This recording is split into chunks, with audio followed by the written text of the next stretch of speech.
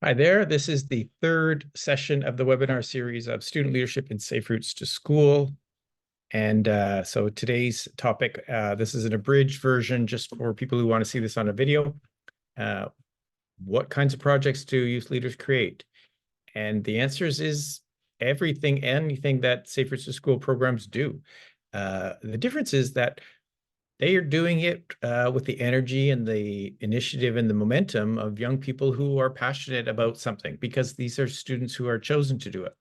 So we're going to take a quick look at what kind of projects do youth leaders create, starting with some categories of success. Now, of course, we're looking at mode shift. We're looking at people who are families who are more likely to walk, cycle, take transit, scoot, roll to school, or reduce car trips to school. So the mode shift is certainly an important part of it.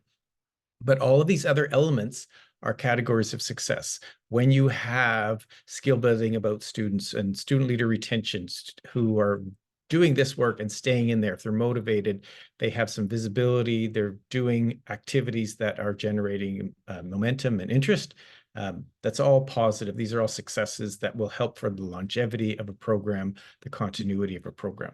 And that is valuable because it's really about the energy that student leaders bring to this. A couple of things that they do. The top picture shows traffic assessments. When I've done this with students, we do not leave the property per se. We might go to the sidewalk, but we don't cross streets. It's just safer and easier that way if you just walk around the school. There's so much you can see right there.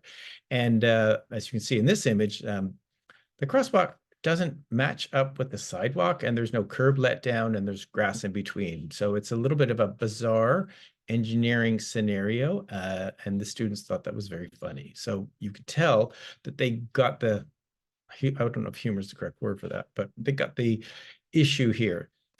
My point is that they understand the neighborhood. They know what it is like to navigate their way around their school community. So there is a lot that you can gain from a student leader walk around to look at the traffic assessment.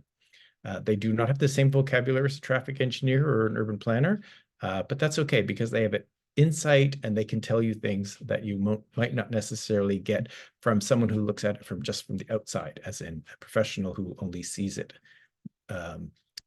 in that one-off versus the periodic viewing of it during the full year cycle.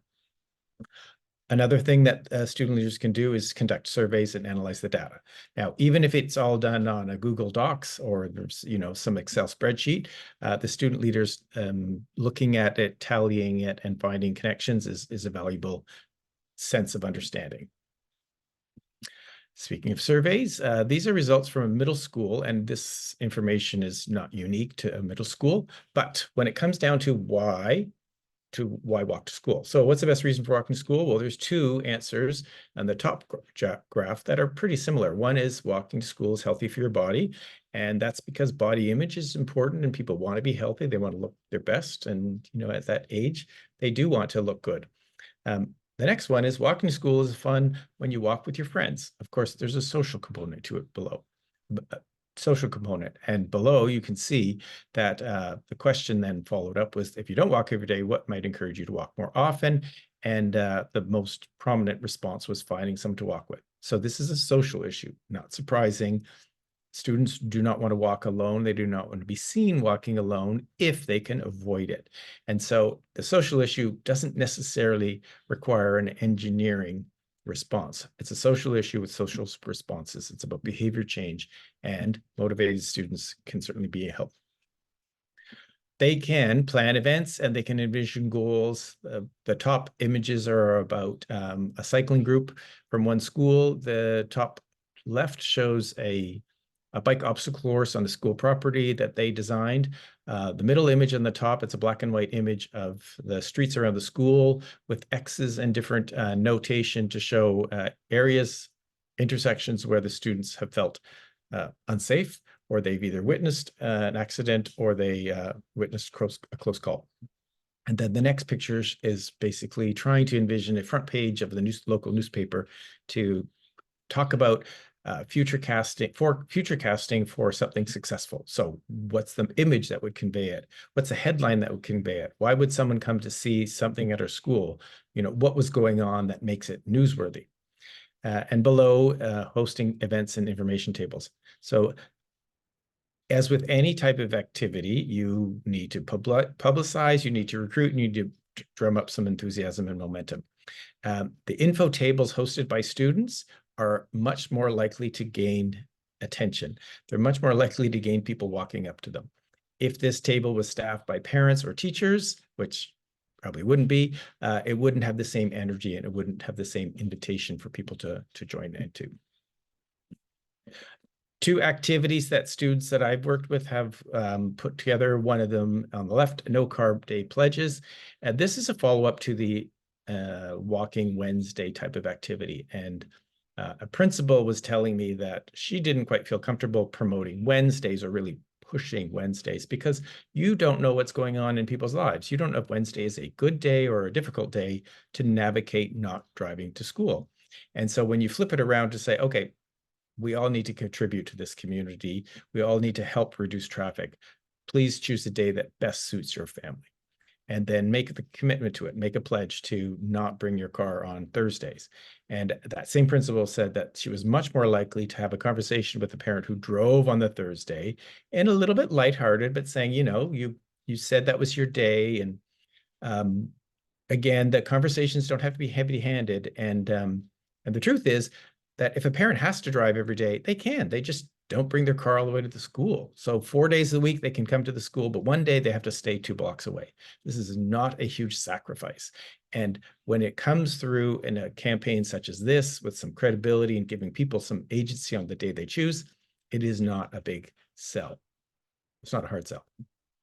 On the other side, in terms of walking to school, there's walkshed zones, which is kind of like a watershed, but it's in terms of walking. And so people who all live in one of the colors are naturally going to enter into the school zone within the couple blocks along a similar route. And so you can tell that anyone living in the green is going to walk in an event, meet up before they get to the school in a logical capacity.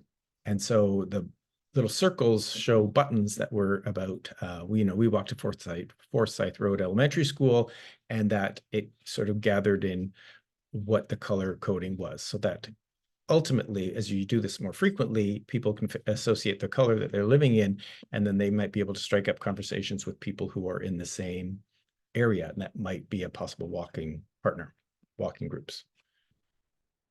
When you do something like that, it is much easier for the principal to close the school gate.